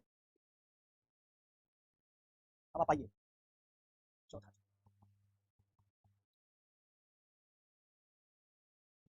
फोर्थ स्टेप क्या है? चौथा चरण इस पूरे मामले में विकल्पों की पहचान का है। वो हमको इसमें करने की जरूरत नहीं है। अगर हमको लगता है कोई विकल्प और जोड़ देना चाहिए तो हम उसको जोड़ दें, लेकिन चौथे चरण में विकल्प ठीक है, एक दो तीन, इनमें से कोई विकल्प जो आपको ठीक लगता हो वो आप चुन सकते हैं, या फिर आप कोई और विकल्प भी उसमें जोड़ सकते हैं। अब देखिए, इसको चौथे के बाद मैंने कहा था पांचवें चरण में हम इस स्टडी को दो तरीके से कर सकते हैं। एक, विकल्पों के भीतर ही जाएं और उनका गुण दोष पहचानें, और एक, जो नैतिक आदर्श आपने पहचाने उनकी व्याख्या करें, उनका विश्लेषण करें और उनसे पता करें कि आप किस तरह के विकल्प को स्वीकार करेंगे और किस तरह के विकल्प को आप स्वीकार नहीं करेंगे, क्योंकि नैतिक आदर्श वैसा कह रहे हैं। तो पांचवें चरण में चलते हैं जरा। इसमें मॉडल 2 अप्लाई, मॉडल 2 अप्लाई करते हैं। आप कहेंगे इस पूरी समस्या को हल करने के लिए मैंने मॉडल 2 पहले अप्लाई किया है, दिखाऊंगा क्यों, बाद में आपको समझाऊंगा क्यों। मॉडल 1 से भी इसको हल करके दिखा देंगे, दोनों मॉडल अप्लाई करके दिखा देंगे कैसे इसको आपको सॉल्व करना चाहिए। मॉडल 2 अप्लाई किया मैंने इसमें। मॉडल 2 में आप जाएंगे और कहेंगे कि हम पहले देखने की कोशिश करेंगे कि समस्या का समाधान कैसे किया जा सकता है और जो नैतिक आदर्श हैं उनके हिसाब से क्या निर्णय होना चाहिए। इसमें कहेंगे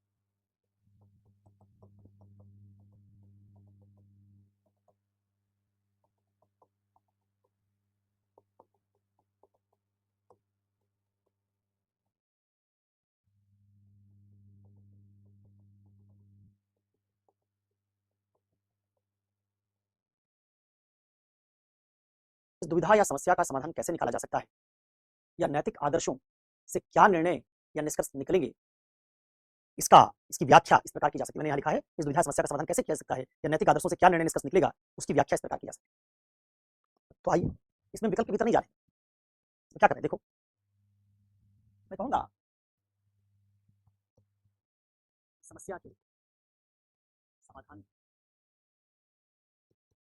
रूपरेखा पहले मैं बोल दे रहा हूँ, इससे आप एक बार इसको सुन लें और फिर उसके बाद इसको समझें कि हमको कैसे इस पूरा आंसर का फ्रेमवर्क गढ़ना है। देखो, इसके स्टडी को ऐसे सॉल्व किया जाएगा, हम कहेंगे कि अगर कोई ऐसा तरीका निकल जाए जिसमें महिला आयोग के स्पष्टीकरण को भी दिया जा सके, उसमें भी कोई ढिलाई न बरती जाए,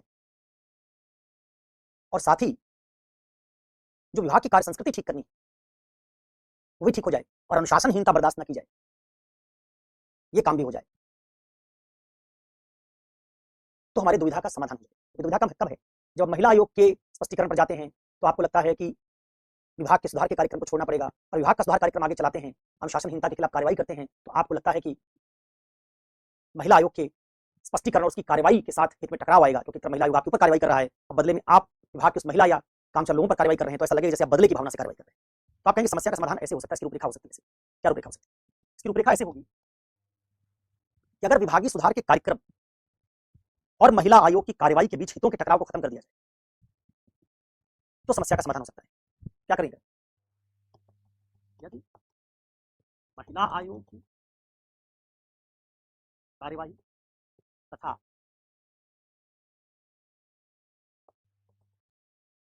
विभागीय सुधार कार्यक्रम के बीच हितों के टकराव को रोक दिया जाए तो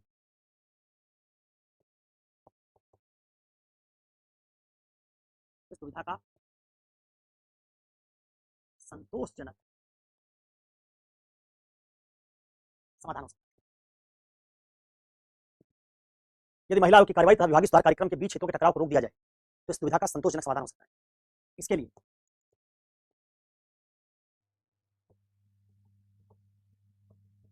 निम्नलिखित नैतिक आदर्शों एवं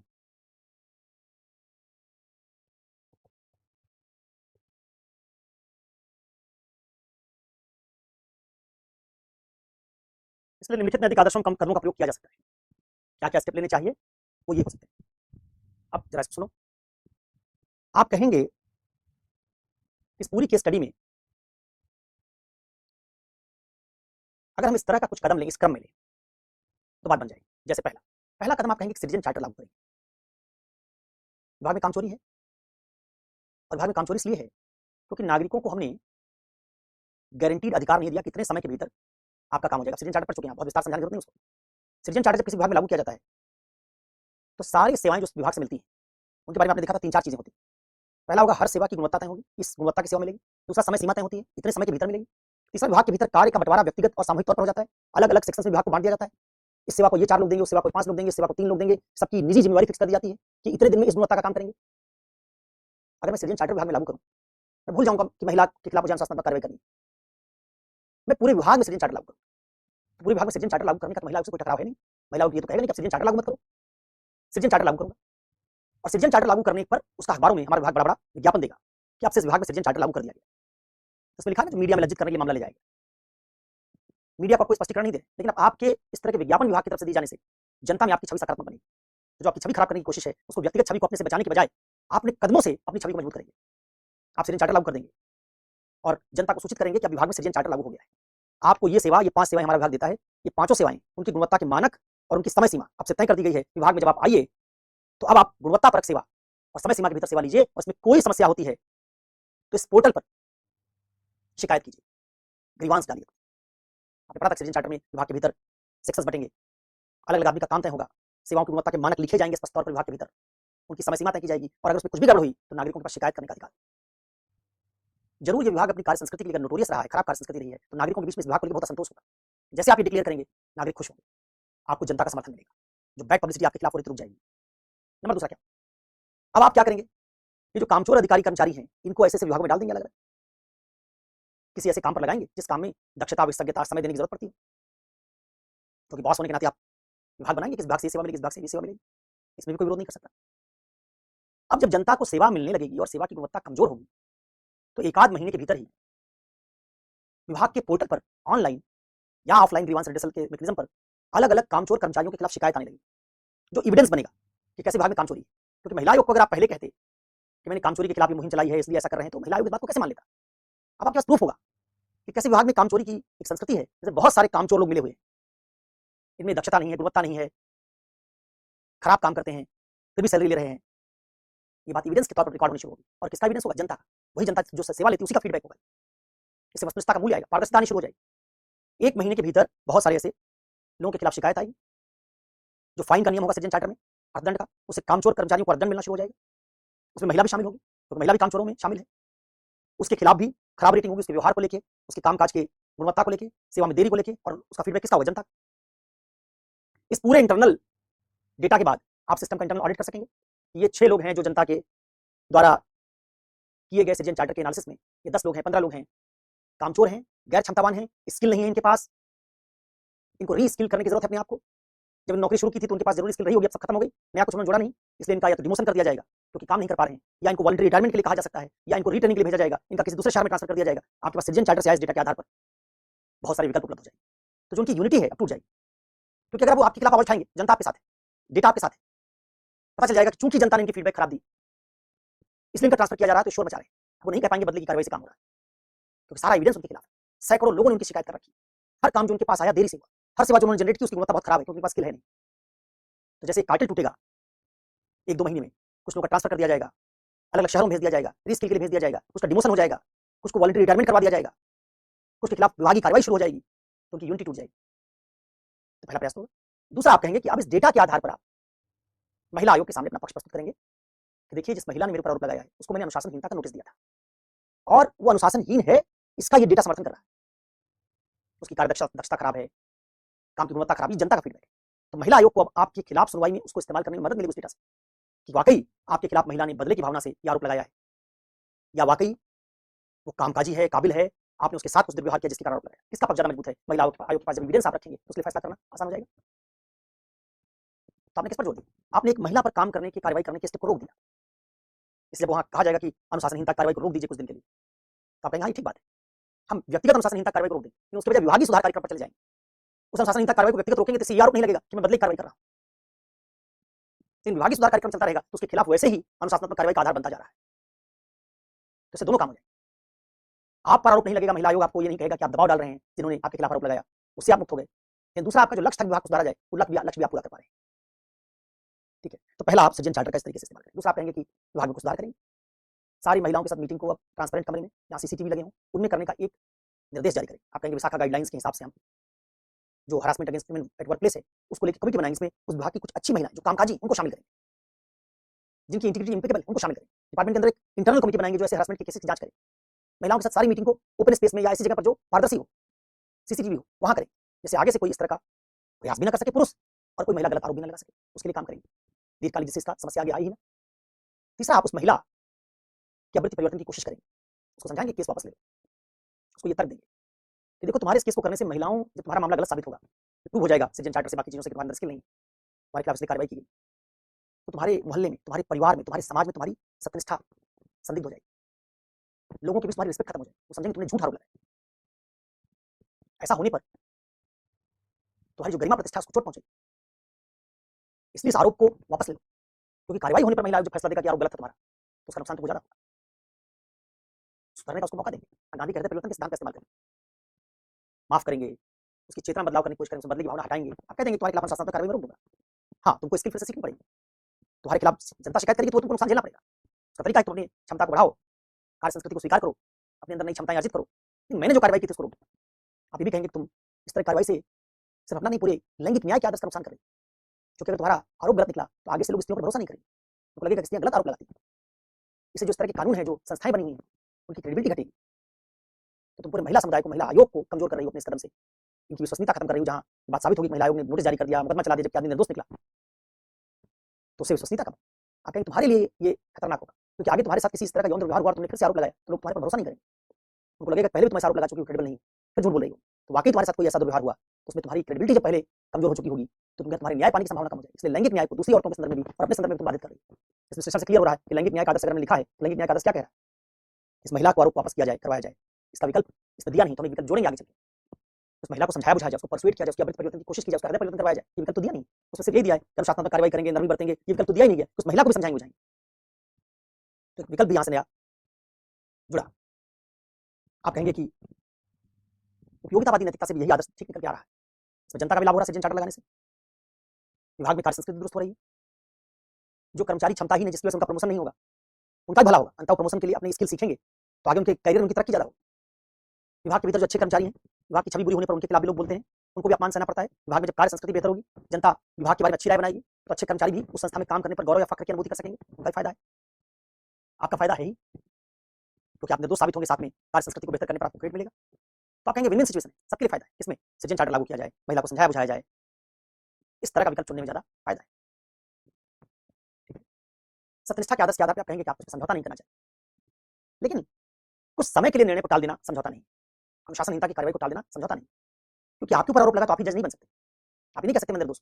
आपको अपने निर्दोष होने के लिए प्रमाण देने पड़े, उस प्रमाण को जुटाने तक आप क्या कर सकते हैं? अनुशासनात्मक कार्रवाई को रोक सकते हैं। सत्यनिष्ठा भी ये कहती है कि अपने हित को, अपने आप को निर्दोष साबित करने को इतना महत्वपूर्ण मत बना दो कि पूरे विभाग की जो सुधार कार्यक्रम है उसके लिए सुधार कार्यक्रम किया जाना उसको रोक दो। साथ ही महिला आयोग के हित को प्रभावित मत करो। ये सब इस बात में संभव है कि आप सृजन चार्टर लागू करके पहले डेटा जुटाएंगे, उसके आधार पर अपने आप को निर्दोष साबित करेंगे और विभागीय सुधार कार्यक्रम उसके द्वारा चलता रहेगा। और चूंकि आप अनुशासनात्मक कार्रवाई महिला के खिलाफ कुछ दिन रोक देंगे से महिला आयोग के नोटिस के जवाब में उसका अतिक्रमण भी आप नहीं कर रहे, उसमें बदले की कार्रवाई जैसी बात भी नहीं आ रही। अब ये सारी बात लिखने के बाद उपयोगितावाद के आधार पर आप निर्णय लेंगे, यही सही है, सत्यनिष्ठा के आधार पर यही सही है, सृजन चार्टर के आधार पर यही सही है। आप कहेंगे जो 3 विकल्प दिए गए, आयोग को अपना स्पष्टीकरण दें और अनुशासनिक कार्रवाई पर नरमी बरतिए, ये विकल्प आंशिक तौर पर ठीक है, आयोग को अपना स्पष्टीकरण दे दें। इसमें कहेंगे कि स्पष्टीकरण देंगे, लेकिन आयोग को अपने आप को निर्दोष साबित करने के लिए समय देने का अनुरोध करेंगे, उसमें होना चाहिए था विकल्प। आयोग को कहेंगे चूंकि मैंने अनुशासनात्मक कार्रवाई की, इसके बदले में कार्रवाई हुई, इसलिए मुझे स्पष्टीकरण और अपने आप को निर्दोष साबित करने के लिए जो तथ्य सामने रखना है आयोग के, उसके लिए मुझे कुछ समय चाहिए। आयोग से समय मांगेंगे, स्पष्टीकरण देने में ये बात जोड़ देंगे और अनुशासनात्मक कार्रवाई पर नरमी बरतेंगे। इसको कहेंगे पूरे विभाग पर नहीं, एक महिला के खिलाफ जो अनुशासनात्मक कार्रवाई करते उसमें नरमी बरतेंगे, लेकिन विभाग के खिलाफ अनुशासनात्मक कार्रवाई को व्यापक स्तर पर शुरू करेंगे। तो बजाय एक व्यक्ति के अनुशासनात्मक कार्रवाई की विभागीय अनुशासनात्मक कार्रवाई सृजन चार्टर के माध्यम से करेंगे। इससे पहले विकल्प में आप संशोधन करेंगे। दूसरा, आयोग को नजरअंदाज कर दीजिए और अनुशासनिक कार्रवाई को मजबूती के साथ आगे बढ़ाइए। इसको आप स्वीकार नहीं करेंगे, कहेंगे आयोग को नजरअंदाज करना लैंगिक न्याय को कमजोर करना है। आयोग को नजरअंदाज करना एक संस्था जो कानून और संविधान के तहत काम कर रही है उसके उद्देश्यों को कमजोर करना है, इसमें उपयोगितावादी नैतिकता के साथ संगत नहीं होगा, महत्तम हितधारकों के महत्तम हित के साथ संगत नहीं होगा, सत्यनिष्ठा के साथ संगत नहीं होगा, जो ऊपर आपने व्याख्या की है। तो दिखाएंगे नहीं ये ठीक नहीं, क्योंकि हमारी ऊपर की व्याख्या में आयोग को नजरअंदाज करना ये ठीक नहीं माना जाएगा। अनुशासनिक कार्रवाई मजबूती से आगे बढ़ाइए, कहेंगे इसका मतलब अगर विभागीय कार्रवाई है ठीक है, लेकिन अगर इसका मतलब उस महिला के खिलाफ कार्रवाई है तो ठीक नहीं, क्योंकि ऐसा करने पर बदले की भावना का आरोप लगेगा। तो इसलिए ये विकल्प आप इसके साथ बताएंगे। अपने उच्च अधिकारियों को संक्षेप में अवगत करा दीजिए, उनसे निर्देश मांगिए, उनके अनुसार कार्य कीजिए। आप कहेंगे विकल्प आप नहीं चुनेंगे, क्योंकि अगर उच्च अधिकारी इस बात को ठीक कर सकते होते तो आपको भेजते ही क्यों? लंबे समय से विभाग अपनी कार्य संस्कृति के लिए बदनाम है, इसके आपके पहले भी लोग आ चुके होंगे, उच्च अधिकारी इस मामले को सुधार सकते हैं, तो फिर आपका क्या काम था? इसलिए आपको अपने आप पर भरोसा रखना। दूसरा, उच्च अधिकारियों से निर्देश मांगेंगे, उसके अनुसार कार्रवाई करेंगे तो क्या उससे महिला आयोग आपको बरी कर देगा? महिला आयोग ने आपको नोटिस दिया है, इसलिए महिला आयोग की कार्रवाई भी आपके खिलाफ होगी, तो स्टैंड आपको लेना पड़ेगा। विभाग में सुधार करने के लिए भेजा है, लीडरशिप स्किल आपको दिखानी पड़ेगी। इसलिए आप कहेंगे जब उत्तरदायी मैं हूं सब चीजों के लिए तो निर्देश दूसरे से क्यों लूंगा? निर्देश लेकर उसके अनुसार कार्रवाई करूं तो निर्देश दूसरे का और उत्तरदायी तो मेरा, तो ठीक नहीं। अगर उत्तरदायी मैं रहूंगा महिला आयोग की निगाह में भी और विभाग ठीक करने के एक संदर्भ में भी, तो निर्णय भी मेरा होना चाहिए, इसलिए इस विकल्प को नहीं मानिए। तो आप कहेंगे एक चौथा विकल्प इसमें जोड़ना चाहिए कि पहले हम उस महिला के आवृत्ति परिवर्तन की कोशिश करेंगे। विभाग के वेल मीनिंग महिलाओं को जो काम करती हैं, जिनमें दक्षता है, जो इस तरह की बात को ठीक नहीं मानती, विभागीय कार्य संस्कृति खराब हो, उनसे अनुरोध करूंगा उस महिला को समझाए, खुद भी उसको तर्क दूंगा इस तरह का कदम ठीक नहीं होगा, उसके हृदय परिवर्तन की कोशिश करें। दूसरा, पूरे विभाग में सुधार कार्यक्रम को एक ऐसे मॉडल से लागू करेंगे जिसमें अनुशासन अपने आप शामिल हो जाए। और तीसरा, अपने आप को निर्दोष साबित करने के लिए कुछ वक्त लेंगे, उसके लिए एविडेंस और डेटा हमारे पास होना चाहिए। तो ऐसे में महिला को नजरअंदाज करने के बजाय टाइम लेंगे, उससे साक्ष्यों के आधार पर, वस्तुनिष्ठ प्रमाणों के आधार पर निर्दोष साबित करने की कोशिश करेंगे। व्यक्तिगत अनुशासनात्मक कार्रवाई के बजाय विभागीय सुधार कार्यक्रम को लागू करने का प्रयास करेंगे और महिला को समझाने बुझाने की कोशिश करेंगे जिससे अपना स्टैंड बदल ले। ये विकल्प आप कहेंगे सबसे ज्यादा बेहतर लग रहा है। कैसे पता चला आपको? ऊपर वाली व्याख्या से। तो इस तरह से आप कहेंगे कि स्टडी को सॉल्व किया जा सकता है। अगर आप इसके बजाय सीधे विकल्पों में जाते तो पहला विकल्प आयोग को अपना स्पष्टीकरण दे दीजिए और शासनिक कार्रवाई पर नरमी बरतिए। इसमें कहते हैं कि स्पष्टीकरण तुरंत दे देंगे, तो क्या हमारे पास स्पष्टीकरण है? स्पष्टीकरण है नहीं। अच्छा, इसके भीतर तो आप बताएंगे सृजन चार्टर लगा देंगे, क्योंकि विकल्प की व्याख्या करनी। तो सीधे अगर मैं ऊपर वाली व्याख्या करने के बजाय विकल्प में आ जाता, विकल्प की व्याख्या करने लगता, तो मुझे सीधे बताना पड़ता क्या आपको स्पष्टीकरण देना ठीक है कि नहीं देना ठीक है। इसके भीतर सृजन चार्टर कैसे बताएंगे?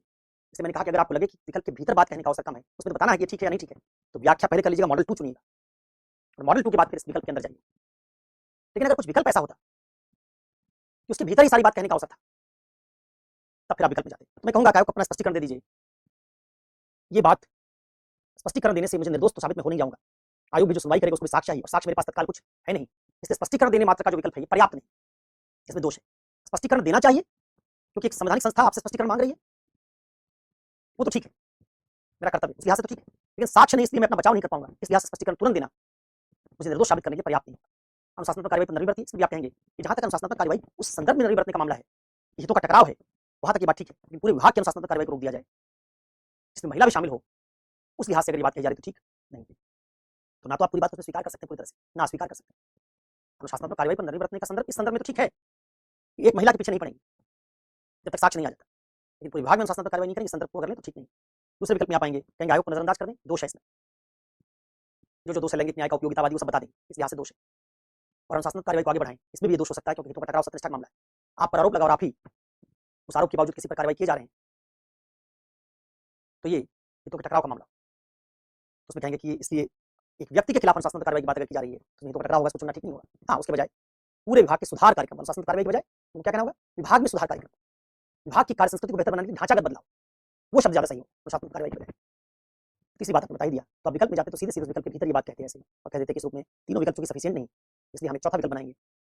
विभाग के भीतर सुधार कार्यक्रम चलाया जाना चाहिए, महिला को समझा बुझा उसका हृदय परिवर्तन की कोशिश होनी चाहिए, और अपने बचाव के लिए साक्ष्य इकट्ठा किए जाने चाहिए वस्तुनिष्ठ आधार पर, जिससे मैं अपने आप को निर्दोष साबित कर सकूं। ऐसा विकल्प जो है वही ज्यादा स्वीकार्य है, तो एक चौथा विकल्प ऐसा इसमें होना चाहिए। ये बात अगर आप समझ गए कि इसकी स्टडी को थियरेटिकली कैसे सॉल्व करें, तो हम जब अगली कक्षा मिलेंगे 2013 की कुछ की स्टडी से थोड़ी आसान